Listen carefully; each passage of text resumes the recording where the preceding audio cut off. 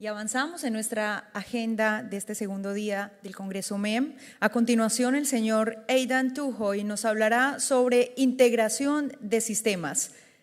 El doctor Aidan Tuohy es director de proyectos principal en el Instituto de Investigación de Energía Eléctrica EPRI. Se unió a EPRI en octubre de 2010 y trabaja en el grupo Grid Operations and Planning. Es el administrador del programa de investigación EPRI sobre integración de sistemas a granel en generación variable. Ha trabajado en la evaluación de la flexibilidad, el impacto de la generación variable en la programación de sistemas de energía, la integración de los pronósticos de generación renovable, el valor de los nuevos recursos flexibles como la respuesta a la demanda y el almacenamiento de energía y otros problemas de integración de generación variable. Antes de unirse a EPRI, el doctor Tuohy trabajó como consultor para la industria eléctrica irlandesa en proyectos relacionados con la integración eólica en los mercados, las operaciones del sistema y la planificación. También trabajó con la Agencia Internacional de Energía en el proyecto Grid Integration on Variable Renewables. Agradecemos su visita. Bienvenido, señor Tuohy.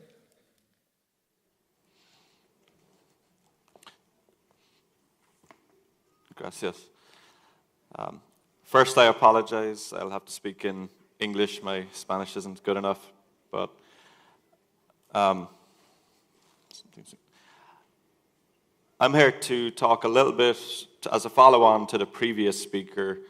We at EPRI have been doing a lot of work on renewable integration and now starting to look at this as part of an integrated energy network, where we're looking at how different energy systems will be integrated together to support some of the type of policy goals and evolution in the power system that we're starting to notice. Before I start, just a quick overview of EPRI. We're the Electric Power Research Institute. We were founded in 1972 in response to a large blackout in the Northeast United States. We currently work with over 450 different participants in 30 different countries worldwide. Of our $400 million per year research budget, about 25% is non-United States participants. And we do research in multiple different areas. We're an independent research organization, so we provide scientific advice, technical advice, not policy. We don't advocate certain policies. We're collaborative. We work with our memberships. We have over 90% of the electricity generated in North America, our members, and then quite a few others across the world as well. We're also a non-profit, so that we do research for the public good. So we're not doing research to improve profitability or anything like that. We're doing research to ensure societal goals are met. Across EPRI, we have 4 different research sectors. The generation area, where we look at fossil generation, thermal generation, as well as now renewable generation, and look at the generation technologies themselves and improvements to operating and maintaining those systems. We also have a nuclear area. We do a lot of research on improving nuclear operations, long-term maintenance, using nuclear in different ways and new nuclear technologies. We have an environmental sector where we're looking at things like water use and air quality impacts of the electric system. And then finally, the area where I am part of, which is our power delivery and utilization area. And there we look at everything from the transformer at the generator down through the end use and the customer, looking at how those devices are built and operated, as well as understanding how the customer engages with them. I work in our grid operations area and grid planning. Within that area, we do research around how the system is operated, both currently as well as in the future in 10 or 15 years' time when we see these large evolutions to the system. And I run our renewable integration research area. So at EPRI, we've been students of the industry for the past 45 years.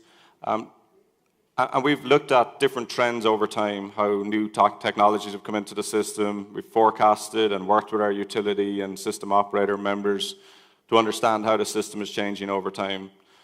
One of the things we see right now, when we look beyond the electricity system at other energy systems, is a lot of fragmentation. You've got things like the gas supply, natural gas, oil, water, as well as the electric system, and these are all quite fragmented.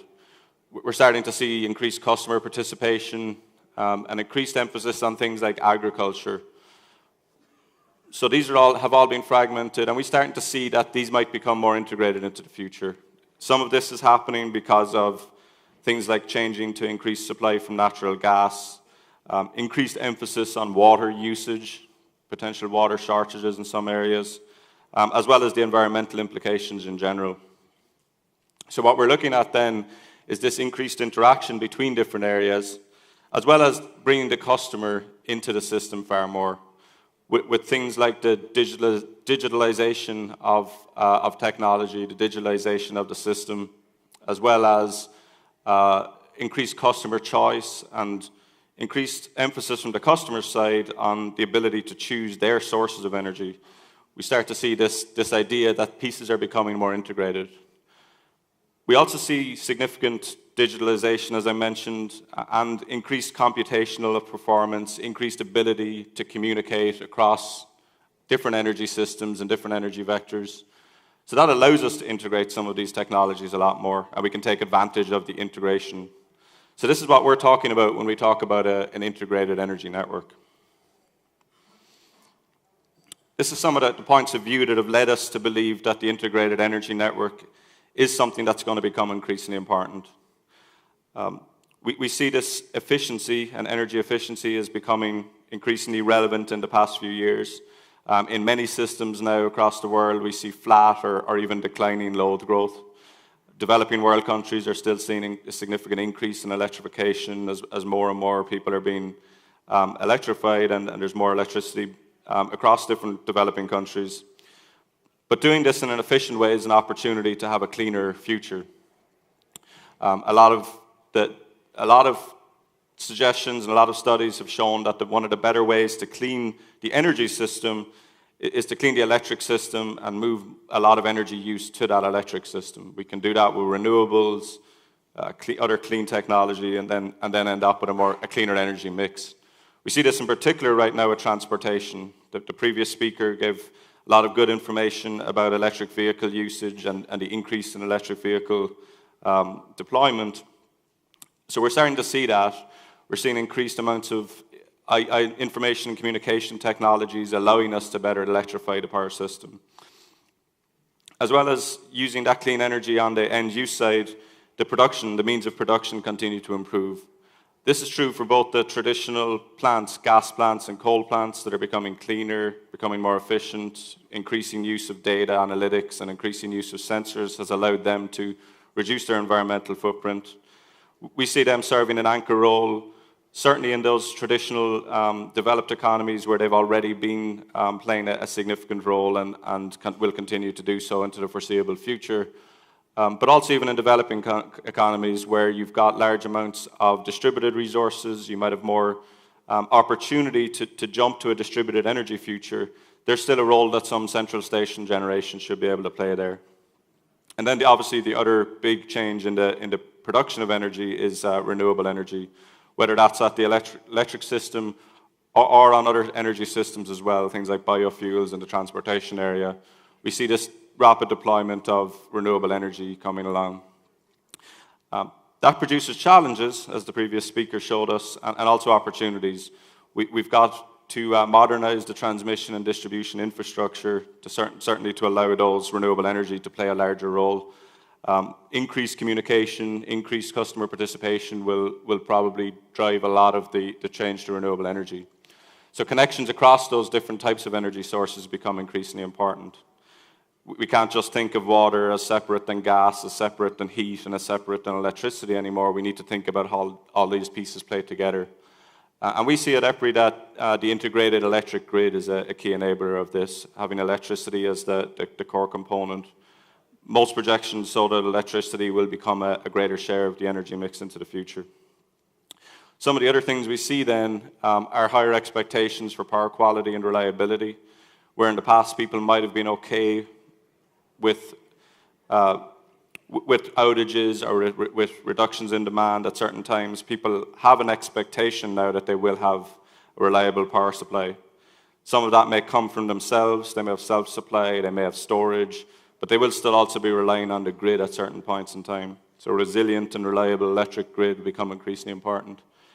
And then there's been a lot of emphasis in the past few years on resiliency and reliability. Some of that is driven by extreme weather events. Some is driven by the changing nature of the resource mix. If we become more dependent on gas, then certain types of events that increase gas demand or have potential supply chain disruptions can have a significant impact. And some of it is cybersecurity, as we become increasingly dependent on data, the ability of bad actors to disrupt the power system becomes increasingly relevant, and it is important we address it. So we see a lot of these types of challenges. We see a lot of potential opportunities in the power system when we think about moving to this new energy future. What we're seeing there is this integrated energy network. So when you think about electricity supply, electricity demand, traditionally we've had central station generation supplying power through transmission, through distribution to the consumer. What we're suggesting now is that we try and change this and the customers become the center of the energy network. The customer choice, customer preference becomes increasingly important. That'll allow us to take advantage of distributed energy resources as well as bulk system and traditional resources to provide the flexibility that we need. We'll see increasing amounts of energy storage, new types of demand-side loads, customers being active in how they participate in the electric power system, and then also the forecasting issue that was raised by the previous speaker. We need to ensure that we've got good forecasts to balance renewables, balance the increasing flexibility from the demand side. And it'll still be important in all of this to have the physical connections. We still need the transmission system, we'll still need the distribution system.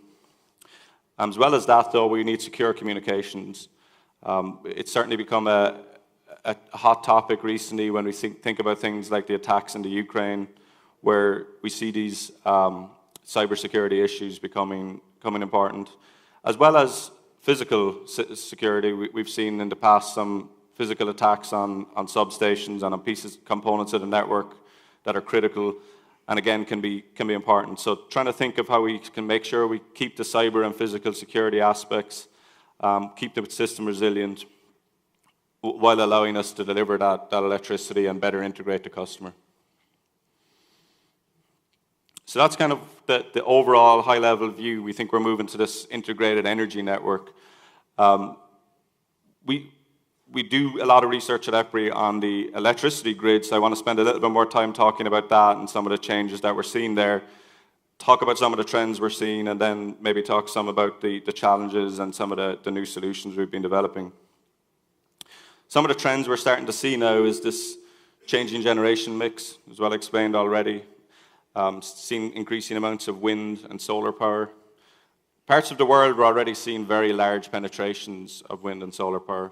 As an example, Ireland, where I'm originally from, an island system, very weak interconnection with other areas, is now having days such as last weekend when 65% of its energy is being met by wind power across the entire day. That has obviously significantly challenged the operators there. They've had to put new rules in place. There's new market products. There's changes to how they actually think about the system. They see increased emphasis on things like forecasting and using the wind and solar technologies to improve system operations. It's not just small island systems, though. We see places, large portions of the United States and Europe seeing significant solar and wind penetrations. Another example is the Southwest Power Pool area in the US, which essentially runs from the Canadian border down through Texas, right in the middle of the country. It's got about a 30 to 35 gigawatt peak demand. It's had periods now in the last few months where they've seen over 60% in an hour coming from wind energy. And it could actually be higher. Right now they don't have the transmission capability to accommodate all that wind, so they have to actually dispatch it down and curtail it. So we see these changes to the generation mix happening. In response to that, flexibility is becoming more important from conventional power plants, whether it's coal, gas, and even nuclear.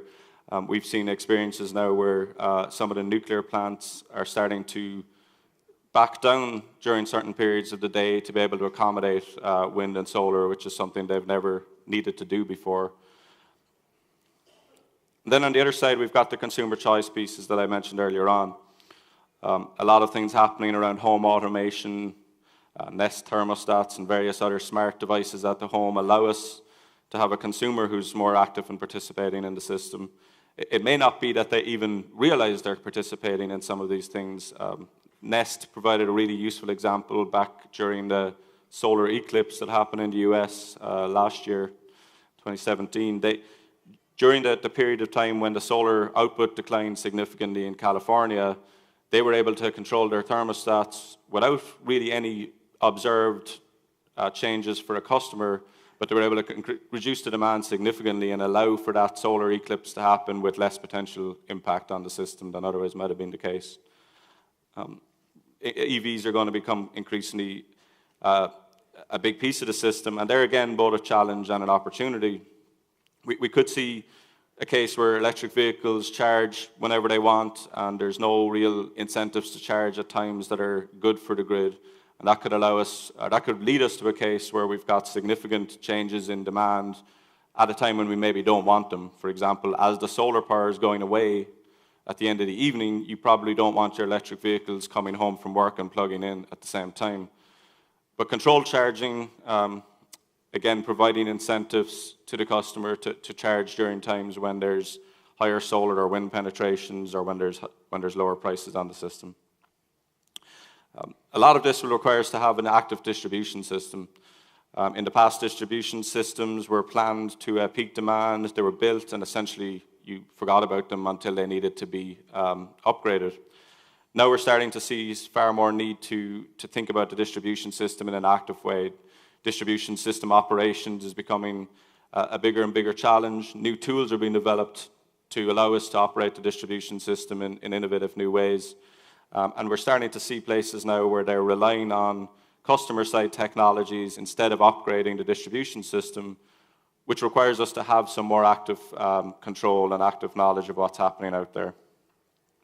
And the last piece here is going back to what I mentioned earlier on, this increased emphasis on resiliency and high-impact, low-frequency type events. The examples here are around electromagnetic pulse or geomagnetic disturbance type events where you get either sunspots and solar flares that can cause unwanted currents on the system and potentially damage equipment, or electromagnetic pulse with a nuclear weapon, a nuclear explosion in the atmosphere that can have potential implications on the devices on the system. We're doing a lot of work there to help understand and help the utility industry understand what are the potential impacts of that, what type of damage mitigation should be done, and how serious is the problem. Obviously, with a lot of these things, one of the key factors we have to account for is having a desired outcome of resiliency and reliability, while also understanding the fact that we have to make choices in investments. We can't make the system 100% resilient to every single potential event. We have to start thinking about what are the costs and implications of doing so. So trying to understand the relative magnitude of some of these types of events versus more traditional reliability events, just a tree falling on a line or other protection failures, something like that. So the changing generation mix, apologies, this is for the US, but it's similar in other parts of the world. We see this significant increase in renewable energy. Most places now are projecting a decrease in coal generation into the future, and then potential increases in natural gas. Nuclear is still quite uncertain. Different scenarios show either a build-out of nuclear across different countries or a decrease in nuclear or some maintenance. But there is significant changes expected on the system. At least in North America, the reduction of coal is becoming increasingly important. We're already seeing a lot of coal retirement and potentially quite a bit more into the next decade. some more figures and trends then that show the increase in solar capacity. One thing to note there is the breakdown of different types of solar. First of all, the vast majority is solar photovoltaics. That's expected due to the reduced cost that we've seen. We've seen bids put in now in the low 30s, $30 or even lower per megawatt hour that are being contracted right now. And so these resources are continuing to get a lot cheaper and will continue to do so into the foreseeable future, it seems. And we also see the mix of distributed type PV, the blue and the red, where you've got commercial PV, residential PV, and that compared to the utility scale. The last speaker, and I'll talk a little bit in a while, talked about the implications of greater amount of distributed energy resources. These are very different types of resources than what we're traditionally used to dealing with in power system operations and power system planning. Not only are they variable in terms of when they're actually producing, but quite a few of them now are out on rooftops or small commercial sites. And compared to the traditional plants, we have far less visibility and control over those, and so that challenges the operating paradigms. The costs are declining, and we see that the costs continue to decline. I think most people are aware of various announcements that happen around changing dollar per kilowatt hour or dollar per megawatt hour type installations. It's not just wind and solar, though. We see large increases in both of those. The batteries and electric vehicles are the next thing coming along. It's been interesting in industry recently, the last few years. Wind power came along first, then solar came along, and now we're starting to see batteries in much the same place as solar was maybe 5 years ago and wind was 15 years ago. And so we're starting to see this significant increase in batteries, both at residential level and at the utility scale, being used for a wide variety of applications. The traditional use of storage has been to move energy around during the day. What we're now seeing is that storage can provide a lot of other services as well. It can defer the need for transmission and distribution upgrades. It can provide essential reliability services. It can provide some of the resiliency type needs that we have on the system. And then on the other side, the electric vehicle growth is continuing over the past few years as well. We see this market outlooks for energy storage up to the 2020s timeframe. We're starting to see going from 1 gigawatt or less a few years ago in battery storage to tens of gigawatts in the future. These are projections. They're not necessarily going to be accurate, but the idea is that we're going to start seeing these large changes in the amount of battery storage on the system. And then the last big change we're starting to see, and this is something that's really become more emphasized in the last few years, is this concept of electrification or efficient electrification. Moving beyond just putting renewables on the system, but also seeing this change where more and more of our energy mix is being met by electric power system. This is an example from the Southeast United States. We've been doing detailed studies with quite a few members across the world, actually, mostly in the US, though, to look at how electrification is going to impact on the system. So this first slide shows the current demand. We've got this cooling demand in the summer. This is in the Southeast US, around Alabama, Tennessee, Mississippi, and Georgia. Cooling demand in the summer, and then the space heating in the winter. So there are already quite a few heat pumps and the technologies used there, but they're starting to see more and more come in, and then this kind of non-seasonal industrial and lighting and other things that change, stay much the same. Very little vehicle charging, obviously. What's changing between now and 2050? So electric vehicles are coming in, but as well as that, the changes in how we're heating and cooling the system could be very important. I realize not everywhere in the world is going to have large heating needs or large cooling needs, but we are starting to see some changes in how these are happening. So whereas in the past, the peak demand in this particular region was roughly the same in winter and in summer for typical type days, you're now starting to see this large increase out to 2050 in heating demand. and a large reduction in cooling. So the heating load, the electric load on the system due to heating is because heat pumps are becoming more efficient and they're becoming more cost effective. So more people are moving to heat pumps. They may also start move to heat pumps because of incentives around environmental targets and other policy targets. At the same time, cooling load is decreasing. Most cooling load is already electric, and it's decreasing with increasing amounts of efficiency on there. So a lot of systems are moving from kind of general demand being roughly the same in winter and summer to this very big difference in summer and winter. For this system, again, shows this significant increase in space heating.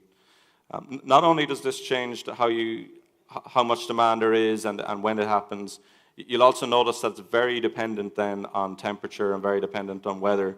So a few days of the year, you're going to have this very significant increase in demand that you haven't planned for before. So the traditional planning methods assume a peak demand isn't much greater than the 90th percent of peak demand. Here we're going to start seeing cases where only for a few hours of the year you might have to build a transmission system. So this shows the overall winter peak. So it's potential for increase in demand, which is a good thing for the electric power industry, especially in places where the electric demand is decreasing, so they're worried about revenue sufficiency into the future. But at the same time, it significantly challenges transmission planning and operations. We also see the evolution of wholesale markets. I show you North America here just as an example, but I think a lot of these changes are happening elsewhere in the world where there are organized electricity markets. The biggest thing when we see these is that we may not be able to reduce the amount of resource need. Wind and solar are not traditionally very good at providing capacity. They're variable, so they don't necessarily always turn up when you need them. And so we may still need those other resources on the system, but for fewer amounts of time or for fewer periods of the year.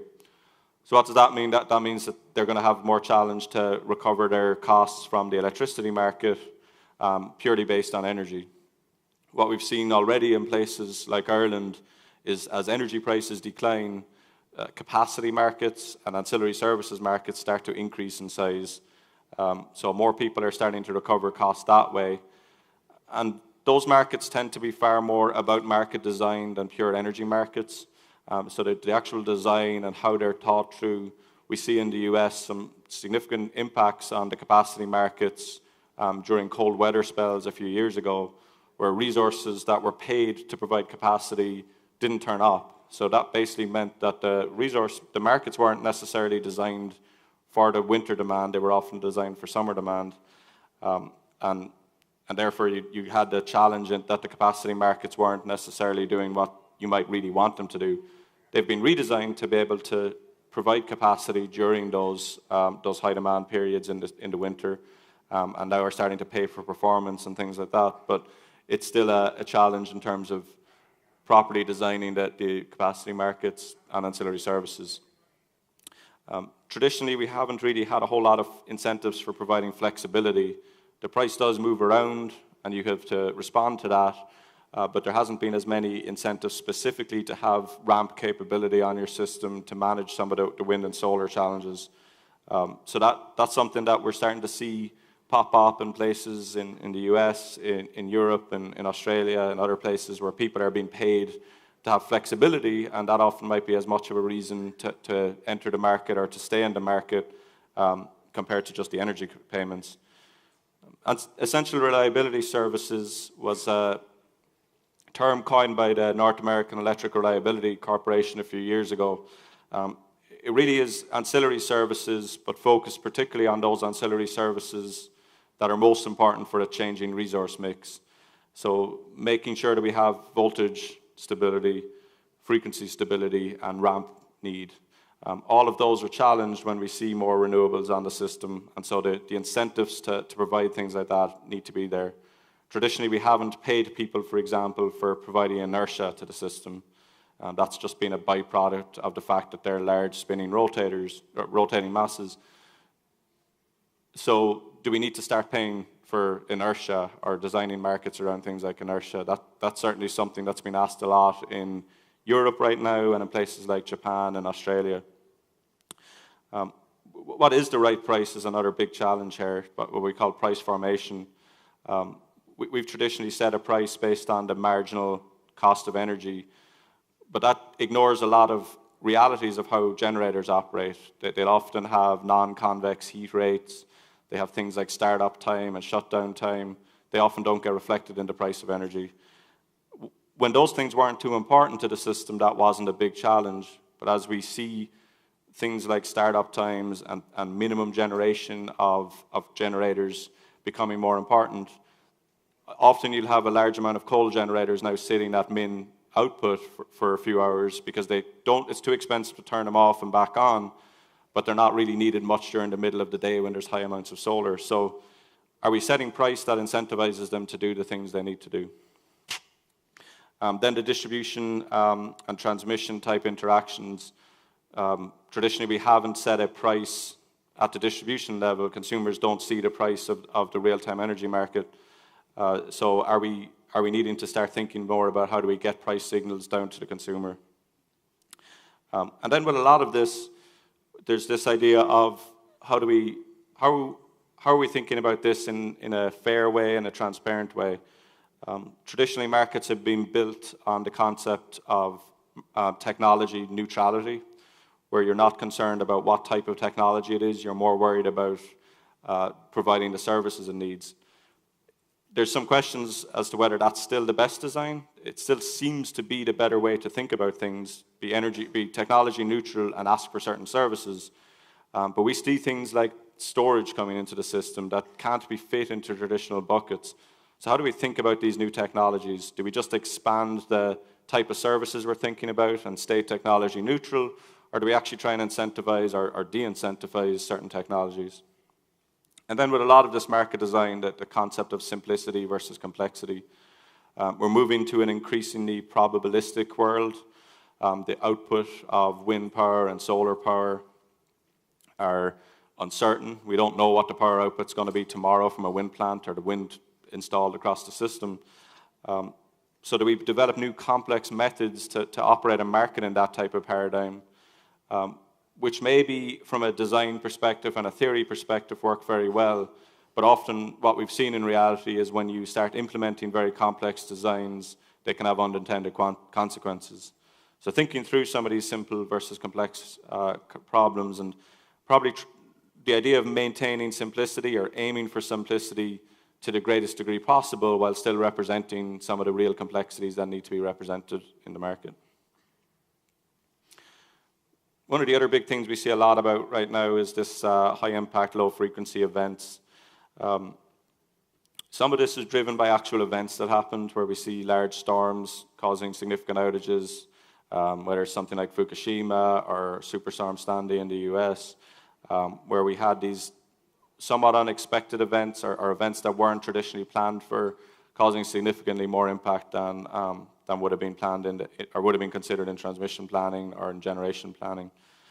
So you got these wide area events due to whether it's natural type phenomenon or man-made type phenomenon. That makes it more and more challenging to coordinate black start. Apart from that, then, when we have this changing resource mix, how do we actually get this system back up and running? Often the wind plants are very far from the load. The solar plants might be on the distribution system, solar panels. Being able to understand how we can bring these back into the system after a black start could be something we need to think about. And it is something we've been working a lot at EPRI in terms of trying to understand how to develop new black start plans to maintain reliability. And then things like the electricity and gas sectors. There could be critical pieces of infrastructure across the world that we need to start thinking about, whether it be related to health or military or communications. So making sure that at least those are resilient and those paths are resilient. So they'll often be supplied by some mix of electric, water, and gas. Understanding how those all play together during these types of high-impact, low-frequency events so that we can at least bring up the critical parts of society first and then bring back the other ones. And as I mentioned earlier on, then, there is the benefits and costs that need to be considered here. As an example, after the Superstorm Sandy event in the northeastern United States in 2012, where large extreme weather, very large high winds, high flooding happened, caused significant outages in the New York area for quite a bit of time. They decided to raise all the substations there. So that's great for the next flood that happens, but it doesn't improve the day-to-day reliability of the system. So trying to understand what the costs and benefits of doing that are, you might need to think about, are you also getting outages at a normal type outage that could also have been improved if you'd spent that money in a different way? So as we think about planning for that integrated energy network, I'm just going to talk through some potential issues, some potential implications and solutions that we see in this topic. We developed a concept building on this integrated energy network concept called integrated energy network planning.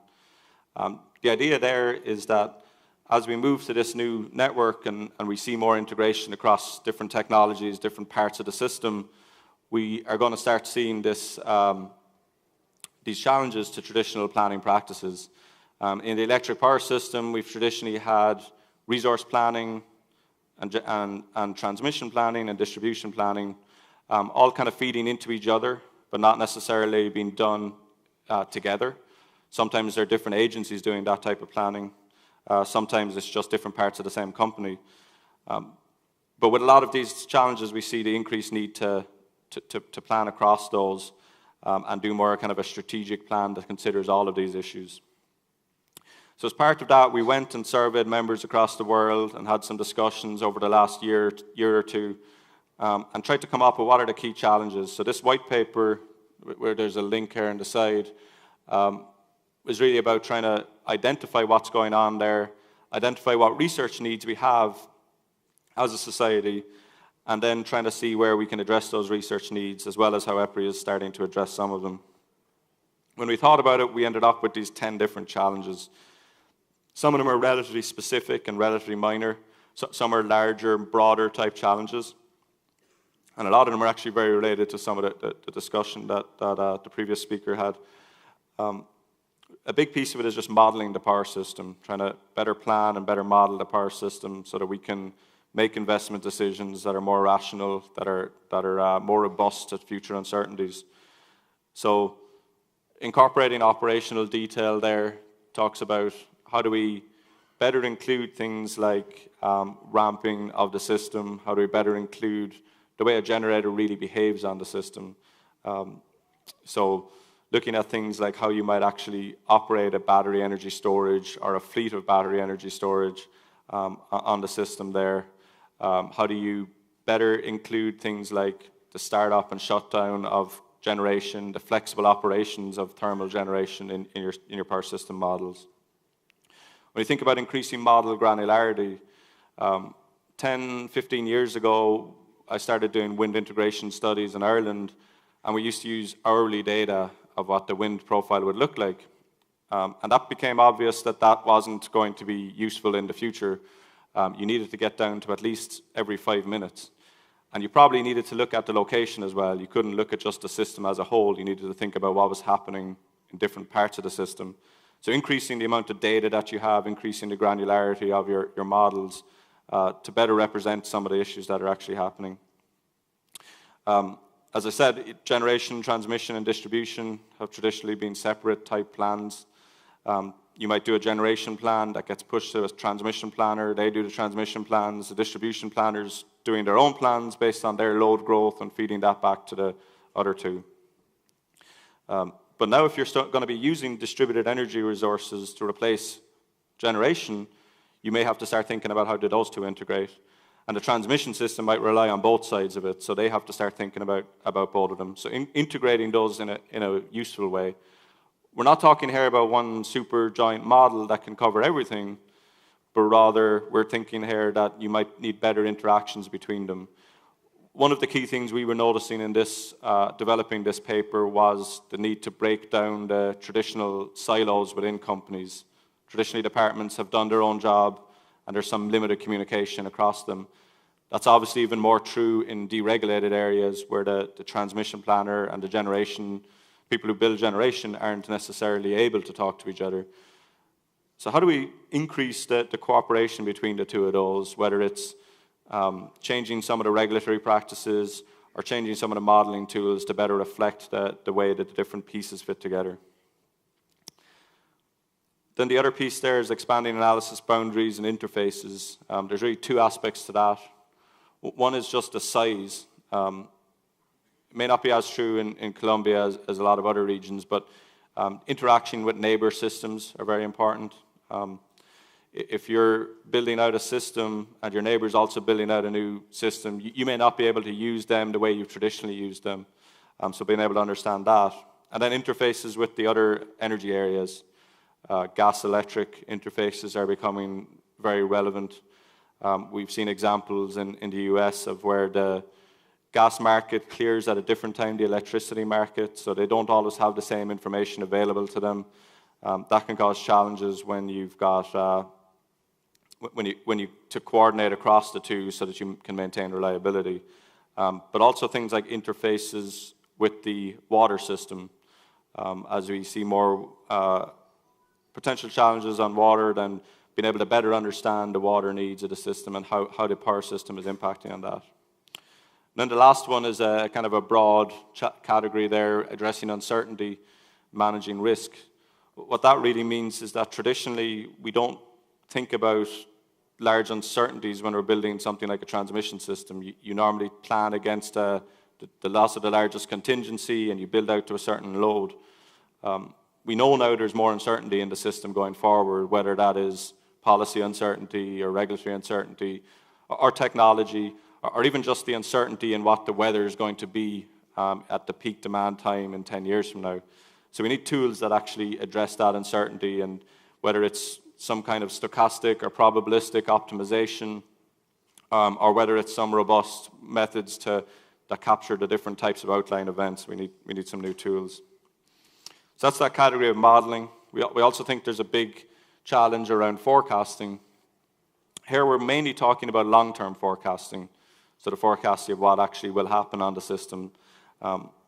There's multiple different ways to think about, for example, how distributed energy resources will build out into the future. You could start from a bottom-up type model where you look at each individual customer, maybe on some kind of aggregation, and try and predict how much they're likely to adopt electric vehicles or solar PV. On the other side, you could kind of start from a societal perspective and look down and see what are the actual changes we expect to happen.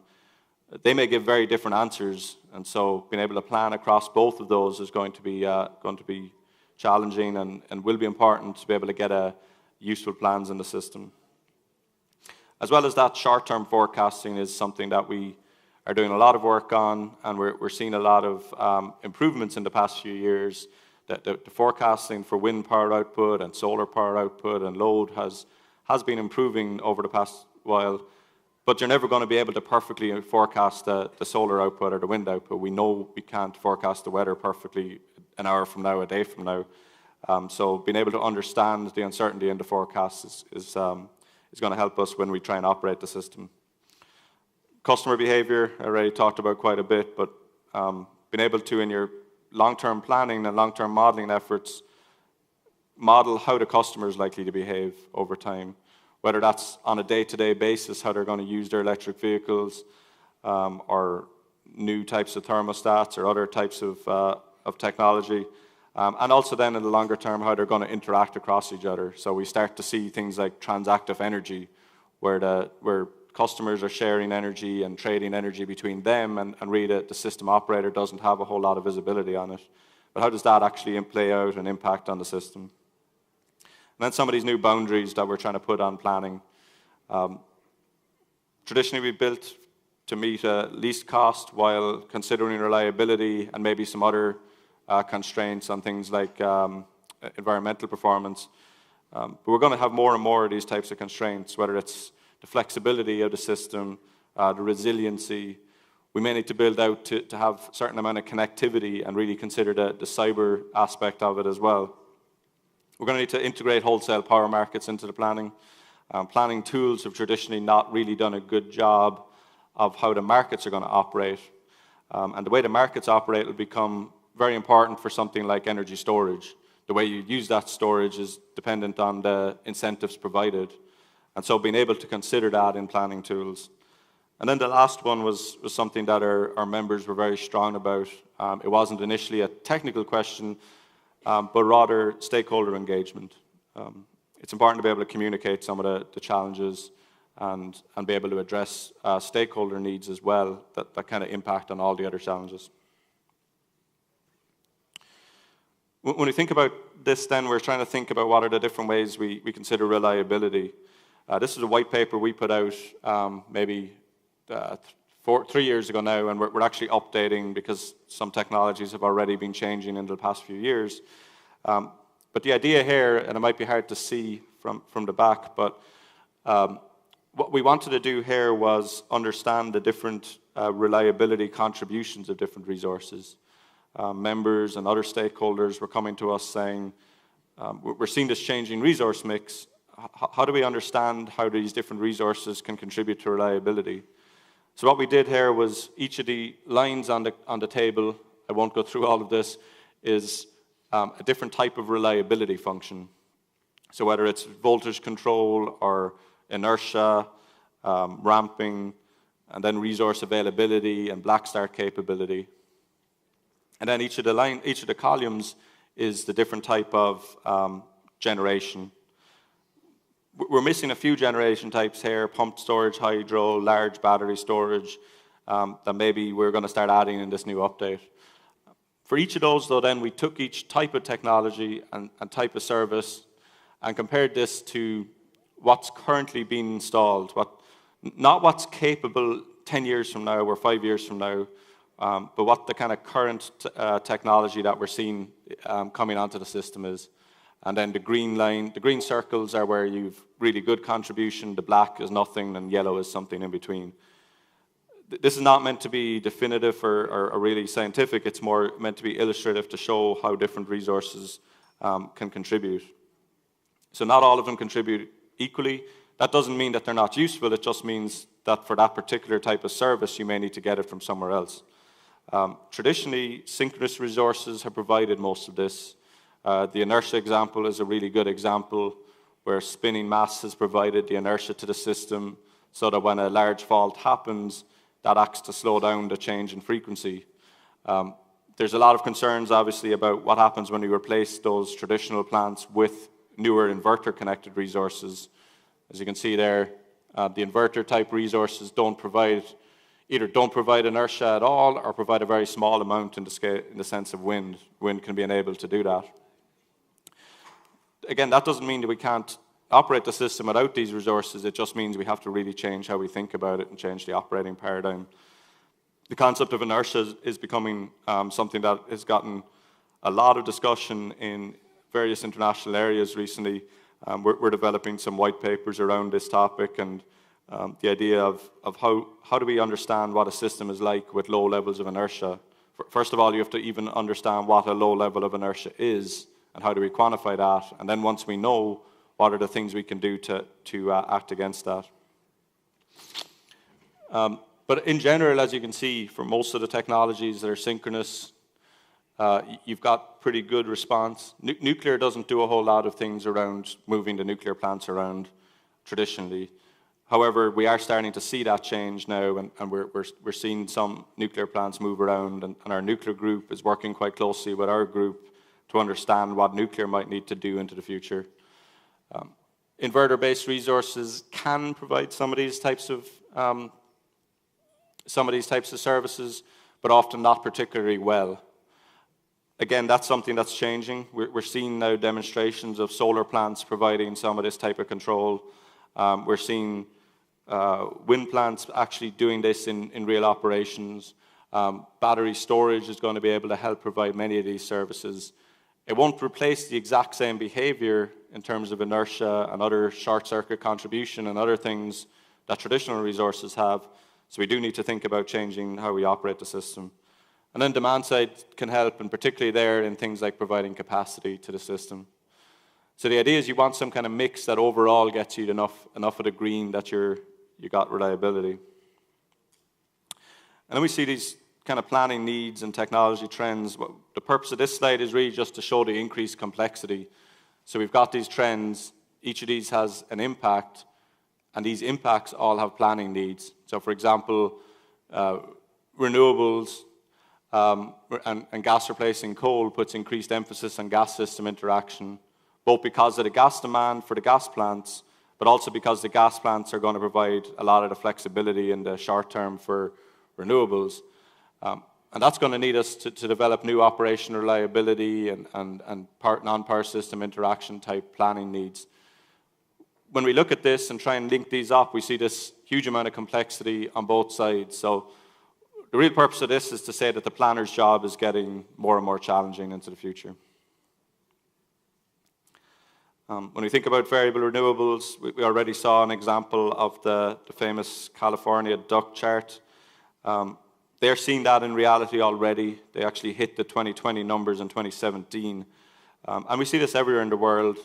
I was in Japan last week, and there we were talking about how they're already seeing this in parts of the southern part of the country, where they're starting to curtail solar because they can't back their generation down sufficiently far enough.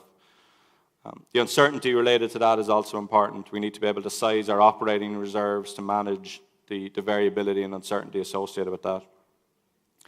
The fact that they're inverter interfaced means they can't provide that traditional inertia or short circuit contribution that we've gotten from traditional generation.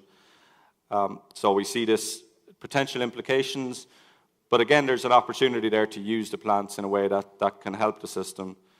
And one of the other unique characteristics of variable renewables is often that they're far from the load. I think this is an example from XM that shows where the wind energy is likely to be in the Colombian system, and this is true of many systems where the wind energy is not likely to be where the load is, because people tend to not build where there's a lot of wind. And so getting that type of energy to the load is going to become important. We're going to put increased emphasis on transmission build out, and transmission is becoming more challenging to build in many regions now. The ISO and their role in this, traditionally there's a few different roles that they've played, from markets, operations, planning. We'll see again this incentive to provide new types of flexibility. California ISO, we've been working with them on some products that they've been developing to understand the ramping needs of the system to manage that duck curve. They're now starting to require that all of the utilities in California have sufficient ramping to manage that. Measuring the ramp need, though, is becoming challenging. You don't just have to worry about the size of the ramp, but also the ability of different generation resources to contribute to that ramp. In operations, we see this uncertainty, that we increased levels of uncertainty. This is a wind plant in Denmark, where the red line is the prediction, but the blue is the uncertainty of that prediction. So we need to be able to manage not just to meet what actually happens, but what could happen. So we're developing new tools to set operating reserve requirements so that they can reflect the nature of the uncertainty. Because if you just manage it always by saying, well, the wind could be anywhere between 0 and maximum output, you see significant, you're probably carrying way too much operating reserve and keeping generators online. Hawaii, for example, has been doing that in the past, but they saw eventually that there was just too much being carried, and we did some studies with them that showed that they could save tens of millions of dollars a year by just changing the way they set their operating reserve requirements. And then in the planning side of things, this resiliency topic I already mentioned, and coordinated planning, whether it's how the other sectors impact on the transmission, or on how transmission and generation are coordinated. We're not going to be able to go back to a world probably that it's the same company making generation and transmission decisions, but at least better coordinating the plans and developing tools to allow us to better coordinate across those. We also see this changing transmission distribution interface. What we're seeing there is the kind of potential rise of a distribution system operator paradigm, where traditionally distribution operations have been about maintaining reliability, but now you might have a distribution operator that essentially runs their system the same way as a market operator on the transmission side, and they're trying to incentivize different types of resources. So we got the kind of traditional EMS in the markets providing signals, but we might also have this distribution system in the middle that tries to do it.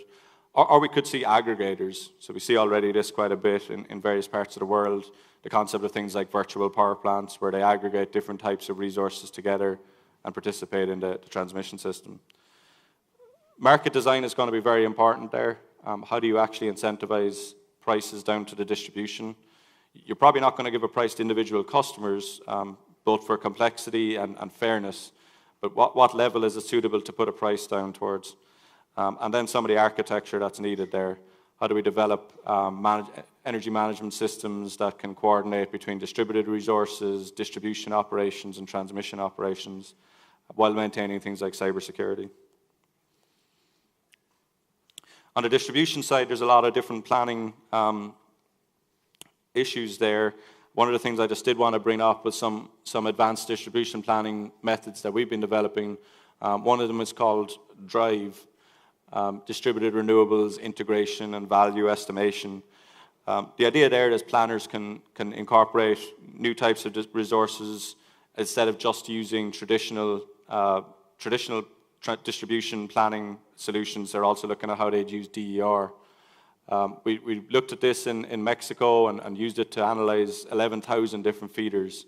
So this, in the past, we used to analyze each individual feeder individually, and you can still do that, but now we've developed methods to scan across many of them. That allows us to do a far larger type of study. And you can identify regions, for example, on the right-hand side here, regions where you can accommodate a lot of distributed resources versus some of the red ones or orange ones where maybe less can be accommodated. So this allows us to kind of better communicate for a customer how much they can actually install in their area given the particular nature of their system. And then when we think about this at the transmission side, some of the monitoring and control implications of this, we've got all of these devices that are now controllable. The first thing, as a transmission operator, the first thing they've done is kind of get afraid of that and say, well, we need to make them behave in a certain way like we're traditionally used to, and we don't want to have all these new devices coming in. But as you think about it, being able to actually increase those and better control those gives us a lot more flexibility on the system, whether that's wind and solar, some of the new power flow control devices where you can change the reactance on the line and change the flow on the line from that. High voltage DC is also very controllable. So being able to fully utilize those, this might mean moving to a more distributed type architecture where you've got a central area providing control signals down and then they get dispersed out. It might mean doing things more autonomously. There's different ways to do this. We've been investigating a few different concepts of how you can start looking at this.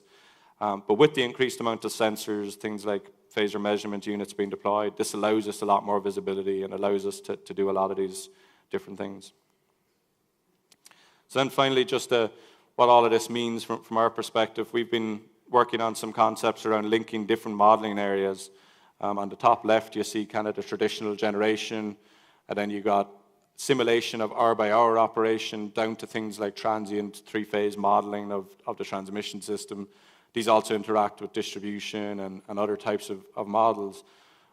Again, as I said earlier on, we don't necessarily need to have one model that does everything here. When we think about this new planning paradigm, we're probably looking at things that look across different types of system functions and how they link together. We're going to need to start thinking about how do different regions coordinate and how do you coordinate across different systems. Where a lot of it is driving towards is probabilistic type information, so no longer just making decisions based on one number or one target, but trying to be robust across numerous different potential outcomes. So that's really all I had to talk about in terms of the challenges that we're seeing and some of the ways we can think about system operations and system planning into the future. We do see this integrated energy network as being increasingly relevant, connecting to customers who are getting more and more emphasis and more choice and need more and more control, giving them the reliable, affordable electricity in the way they want it, in a way that also maintains the transmission and distribution infrastructure. Okay, thanks.